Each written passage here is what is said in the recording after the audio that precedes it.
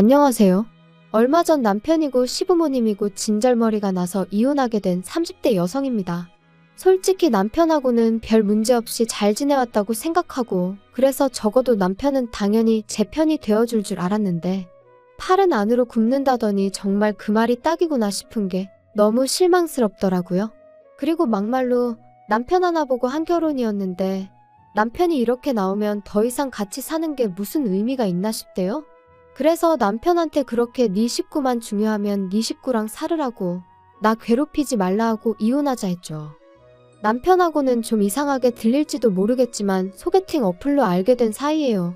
사실 제가 워낙 숫기도 없고 낯을 많이 가리다 보니 연애하기가 쉽지가 않더라고요. 아니, 좀 더 정확히 표현하자면 좀 가까워지면 안 그런데 유난히 첫 만남이 어려운 타입이라고 해야 할까요? 게다가 제가 또 여중여고 여대를 나와서는 회사마저 압도적으로 여직원이 많은 곳에 다니고 있다 보니 한마디로 남자 만나기가 하늘의 별 따기였죠. 그래서 하루는 아는 언니랑 퇴근길에 맥주 한잔 하면서 반쯤 농담으로 신세 한탄하듯 이런 이야기를 했더니 언니가 자기는 남자친구를 소개팅 어플로 만났다더라고요. 깜짝 놀랐죠. 그래서 언니는 운이 좋았던 거라고, 그러다 괜히 이상한 사람한테 잘못 걸리면 어쩌려고 그랬냐니까. 그게 아무나 가입할 수 있는 건 아니고 학력, 직장 그리고 자기소개서 같은 별의별 자료를 다 내야 된다는 거예요. 그러면서 오히려 지인들 통해서 하는 소개팅보다 부담도 없고 좋다며 저더러 한번 가입해보라고 혹시 누가 아냐 그러는데, 앞에서는 어우 됐어요 했지만 솔직히 좀 솔깃하긴 하대요. 그래서 그 만남이 있고 며칠 지나서 반신반의하는 마음으로 핸드폰에 어플을 설치했네요. 가입하고 한 일주일쯤 됐을 때 남편한테 쪽지가 왔어요. 사진이 너무 자기 스타일이라는 고리타분한 인사말과 함께요. 그리고 솔직히 어플 설치하고 나서 그런 비슷한 쪽지를 여러 차례 받았던 터라 그때도 그냥 넘기려고 했는데, 남편 사진을 보니까 웃는 게 사람이 뭔가 인상이 서글서글해 보이는 게 눈길이 가더라고요. 그래서 답장을 했고 쇳불도 당김에 빼랬다고 이튿날 바로 만났죠. 그런데 더 신기했던 건 이미 핸드폰으로 몇 차례 대화를 주고받았어서 그런가 그렇게 어색한 것도 없고 꼭 알고 지내던 사람을 만난 것 마냥 마음이 편한 거예요. 뭐 다 끝난 마당에 이런 이야기가 무슨 소용인가 싶지만 좋았던 시절도 분명 있긴 했어요. 아무튼 이후로 저희는 2년을 사귀었고 사귀는 동안 적어도 저희 두 사람 사이에는 큰 문제가 없었습니다. 하지만 그럼에도 불구하고 때때로 서로 마음이 상하는 경우가 있었는데 그건 남편의 하나뿐인 여동생 바로 신우 때문이었죠. 일단 저희 신우에 대해서 이야기를 하자면 저희 남편하고는 10살 차이, 저하고는 8살 차이로 솔직히 제 사촌동생보다도 어리고, 하지만 물론 단지 어리다는 그 사실 자체가 문제가 되는 건 아니에요. 제가 말하기 껄끄러워하는 진짜 이유는 시부모님이나 남편은 신우가 나이에 비해 생각이 깊고 행동도 조심스럽다 했지만 제가 보기엔 솔직히 여우가 따로 없었거든요. 제가 앞서 말씀드렸다시피 여중여고 여대의 여자가 많은 회사를 다닌다고 했잖아요. 그래서 자랑이 아니라 딱 보인단 말이죠. 하지만 제가 그렇다고 그런 신우를 미워했냐 하면 절대 아닙니다. 오히려 남편 동생이니까 선을 좀 넘어도 말을 좀 막 해도 못 본 척 못 들은 척 눈 감아주기가 일쑤였지요. 하지만 그런 일이 반복되니까 나중엔 할 소리 못할 소리 아예 분간을 못하더라고요.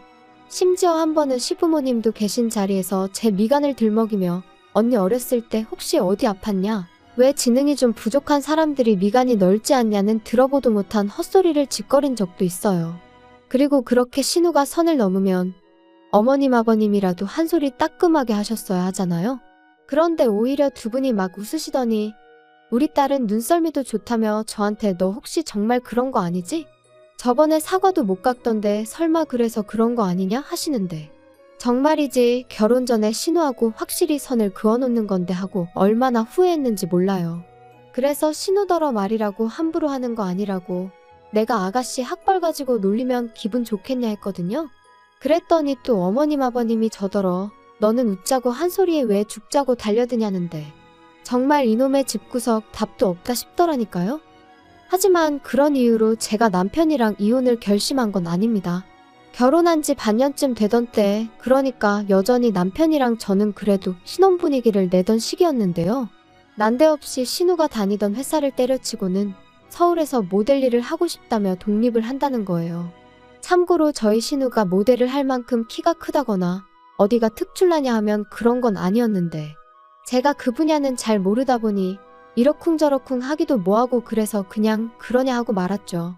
그런데 어이가 없는 게 그 독립이라는 게 저희 집에서 저희랑 같이 산다는 뜻이었어요. 어머님이 연락을 해오셔서는 신우가 서울에 살겠다고 하는데 여자 혼자 살게 할 순 없으니 저희더러 데리고 있으라셨거든요. 저는 고민하고 말고 할 것 없이 안 된다고 했어요. 신우는 둘째치고 그냥 신우라는 사람을 제가 감당해낼 자신이 없다면서요. 하지만 어머님은 막무가내셨습니다. 왜 살아보지도 않고 싫다고 하냐. 너는 결혼했으면 신우도 가족이다 생각해야지 네 동생이어도 이랬겠냐. 그리고 저는 그런 어머님께 꼭 살아봐야 이 사람이랑 나랑 만나 안 만나를 아는 거냐. 그리고 제 동생은 이런 부탁을 할 애가 아니다. 솔직히 어른한테 이래도 되나 싶을 정도로 한마디도 안 지고 받아쳤지요. 그리고 그러자 어머님이 정말 치사하게도 저희를 앉혀놓고는 죽어도 같이 못 살겠다 싶으면 결혼할 때 지원해주신 1억을 토해내라셨습니다. 참고로 저희 친정부모님도 똑같이 1억 지원해주셔서 그 돈에 저희가 모은 돈을 합해서 집을 구한 거였어요. 진짜 어이가 없더라니까요. 그런 이야기까지 듣고 집에 온 저는 까놓고 말해서 얼마나 분했는지 몰라요. 그래서 남편한테 나 당장 내일 은행 가서 1억 대출받을 거야. 그리고 그 1억 돌려드릴 거야. 진짜 치사해서. 막말로 어머님이 1억 주신 게 나 뭐 용돈 주신 거야? 나 쓰라고 주신 돈 아니잖아. 당신 아들 장가 보내려고 주신 돈이면서 이제 와서 그 돈을 빌미로. 어쩌면 이러실 수가 있어? 나도 치사해서 그 1억 안 받아. 대신 당신도 어디 가서 나랑 반반 결혼했네 하고는 헛소리 하지 마. 그리고 어머님도 이제 나한테 며느리돌이 같은 거 바라시지 말라고 해. 야, 너는 진짜 그렇게까지 해야겠냐? 너는 어떻게 한 번을 져주는 게 없어? 내가 이런 인간을 믿고 결혼을 했나 싶은 게 얼마나 우라가 치밀던지요. 그래서 이게 무슨 가위바위보도 아니고 져주고 말고 할 문제냐 다시 받아쳤어요. 그리고는 바로 이튿날 은행에 가면서 친정부모님께 전화를 드렸고 이러한 일이 있었다. 죄다 말씀드렸습니다. 처음엔 친정부모님까지 걱정하시게 할 필요는 없지 싶어서 제 선에서 마무리 지으려고 했는데 솔직히 문득 시댁은 온 가족이 아주 똘똘 뭉쳐 저한테 난리인데 저라고 부모님이 안 계신 것도 아니고 왜 일대 사로 싸워야 되나 모르겠더라고요. 그래서 그냥 다 말씀드렸어요. 그리고 역시나 저희 부모님도 크게 화를 내시대요. 결혼할 때 1억을 준 건 양가의 약속이기도 했던 건데 그걸 왜 자기들 입맛대로 하려고 드냐면서 자리를 만들어라 부모들끼리 얘기를 좀 해야겠다 하시면서요. 그래서 결혼식 이후로 처음 온 가족이 다시 모였습니다.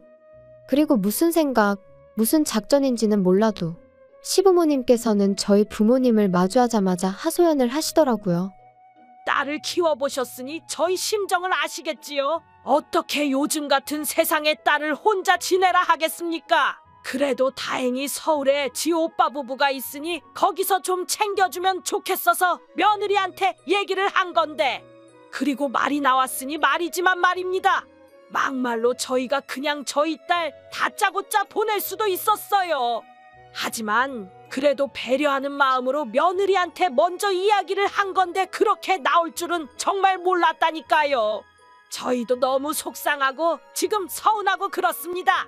사돈, 그게 말이라고 하시는 겁니까 지금? 이제 와서 말이지만 저희 부부, 저희 딸이 시집가서 한참 어린 신우한테 막말 듣고 그러는 거 알고 나서도 그래도 네 동생이다 생각하고 잘하라고 했습니다. 시부모님도 마음속으론 네가 고생하는 거 알고 계실 거라고, 그러니까 네가 참으라고 했다고요. 그런데 그 신우 뒷바라지까지 하라니 그게 말이 됩니까? 저희는 저희 딸한테 그런 고생까지 하라고는 못하겠습니다. 그리고 그 1억이 줬다 뺐었다 하려고 주신 돈이었습니까? 그럴 거면 1억도 가져가시고 이참에 최서방도 데리고 가세요. 저희 부부는 딸이 시집살이 당하고 고생하고 사는 거 볼 바엔 그냥 이혼하라고 할 사람들입니다. 요즘 무슨 이혼이 흠도 아니고. 어머님 표정을 보아하니 저희 친정어머니가 그렇게 나올 거라곤 상상도 못하신 눈치였어요. 그리고 그 자리에 같이 나와 있던 신우와 남편도 저희 부모님의 완강한 태도에 기가 눌렸는지 제 눈치만 살살 살피고는 아무 말도 안 하더라고요. 그래서 결국 1억 돌려드리는 일 없이 신우와 같이 사는 일은 없던 얘기가 되었습니다. 이후로 또 남편하고 저는 그럭저럭 잘 지냈어요. 정확히 말하자면 별로 큰 소리 나는 일 없이 서로 힘들게 하는 일은 없었다는 거죠. 그리고 합가는 무산되었지만 그래도 신우의 독립이 어째서인지 신경이 좀 쓰이더라고요. 그래서 누가 시킨 건 아니었지만 치안이 좋다는 여성 전용 자취방부터 시작해서 신우가 안전하게 지낼 만한 곳들을 알아보고 어머님께 싹 다 정리해서 알려드렸어요. 그랬더니 어머님이 고맙다. 이 정도로 네가 걱정해줄 줄은 몰랐다 하시며 얼마나 좋아하시던지요. 그리고 실제로 제가 말씀드린 곳 중 한 곳으로 신우 자취방을 구해주시더라고요. 그래서 이제 다 그럭저럭 상황이 잘 정리가 되었다 싶었는데 어찌저찌 신우가 서울살이를 시작한 지 1년쯤 되던 어느 날이었어요. 사실 신우를 데리고 살지는 않았지만 그래도 제 딴에는 또 마음이 쓰여서 한 달에 한두 번 정도는 밖에서 만나기도 하고 혹은 집으로 부르기도 해서 밥도 먹이고 얘기도 들어주고 그랬거든요. 그리고 제가 지금 이런 이야기를 하는 이유가 제가 얼마나 대단히 잘해줬다고 생색내자는 게 아니라 그럼에도 불구하고 신우에게 애인이 있다는 사실은 몰랐다는 거예요. 도통 티도 안 내고 말도 안 하니 제가 어떻게 알 도리가 없었다고요. 그런데 하루는 신우가 연락도 없이 저희 집에 찾아와서는 언니 하더니 자기가 임신을 했다는데 순간 제가 뭘 들은 건가 싶더라니까요. 그리고 신우의 임신으로 시댁은 말 그대로 쑥대밭이 되었습니다. 행여나 무슨 일이라도 생길까 주변 시세보다 더 비싼 돈 주고 자취를 시켜줬더니만 관리인이 하는 말이 저희 신우가 안 들어오는 날이 더 많았다질 않나. 알고 보니 신우가 애인이란 사람과 거의 동거하듯 생활했던 모양이더라고요. 그런데 그 화살이 왜 저한테 날라온 건지는 지금도 정말 이해가 안 되네요. 시부모님께선 처음엔 신우한테 도대체 뭐라고 다녔냐며 좀 나무라는가 싶더니 이내 이게 다 제 반대로 저희 집에서 살지 못해서 생긴 일이 아니냐며 제 탓을 하셨어요. 아니, 제 탓만 하셨으면 그나마 저도 어떻게든 유감이다 생각하고 말이라도 죄송하다 했을지도 모르겠습니다만 저희 친정 부모님까지 들먹이며 목에 핏대를 세우실 땐 당신들 자식이 발랑 까져 친 사고를 전하 저희 친정 부모님더러 어쩌라는 건가 싶은 게 진짜 시쳇말로 계급장 떼고 한판 붙었으면 싶더라니까요. 너랑 네 부모 때문에 내 딸 신세 다 조졌다. 너 이 일을 어떻게 책임질 거냐? 너는 윗사람이 돼서는 어린 신우 하나를 못 챙겨서 이 사단이 나게 만드냐? 다 필요 없고 내 딸 인생 책임져라. 네 부모한테도 내가 책임을 물을 거야. 억지 좀 적당히 쓰세요. 그렇게 치면 어머님이야말로 하나뿐인 딸도 제대로 못 챙기시고 뭘 하신 거예요? 그리고 아가씨도 모델 된다고 서울에 왔으면 어떻게든 모델 될 노력을 해야지. 남자애 환장한 것도 아니고 임신이 뭐예요?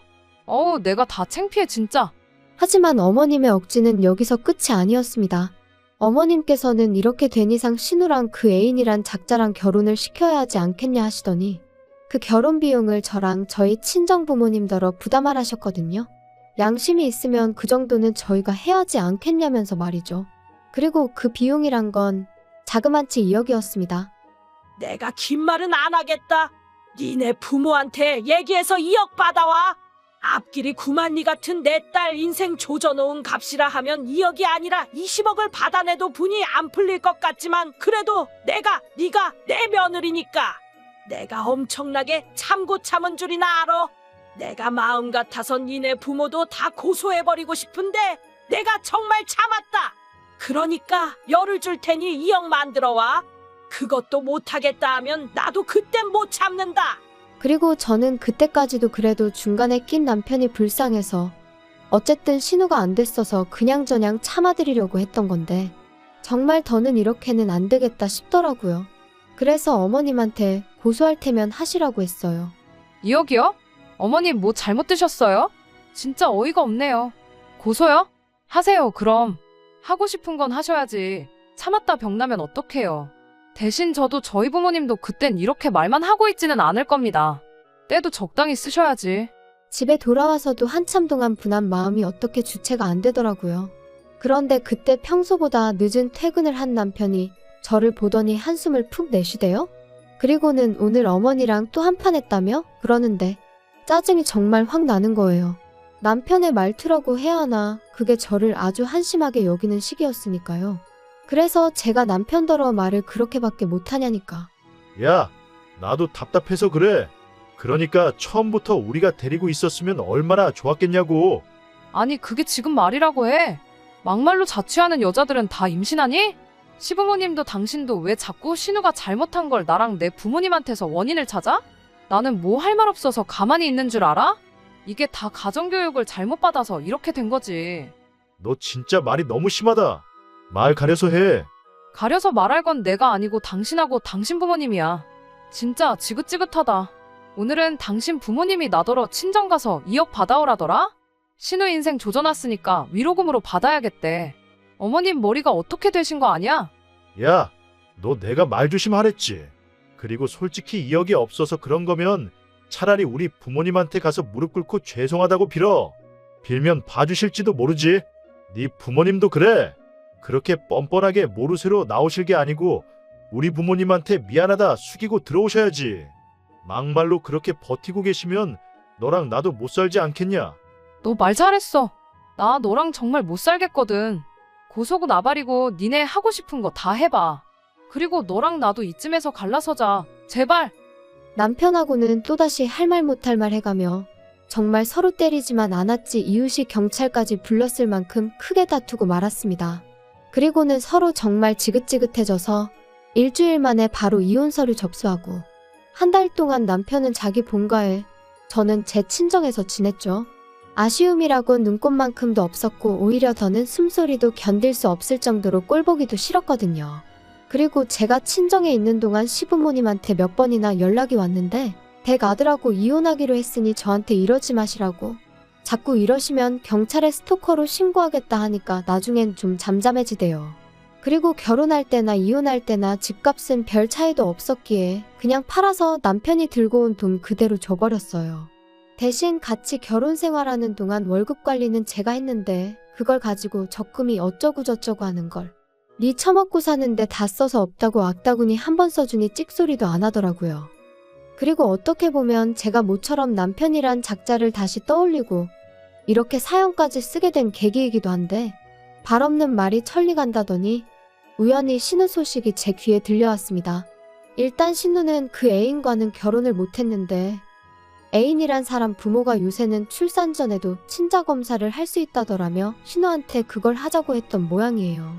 그리고 신우는 그게 자기에 대한 모욕인이었더니 해가며 못한다고 버티다가 해서 친자 관계가 맞으면 뭐 위자료를 청구하겠네 그랬다는데 이 대목에서 그놈의 집구석 위로금인지 위자료인지 남한테 돈 받아낼 궁리만 하고 사나 싶더라니까요.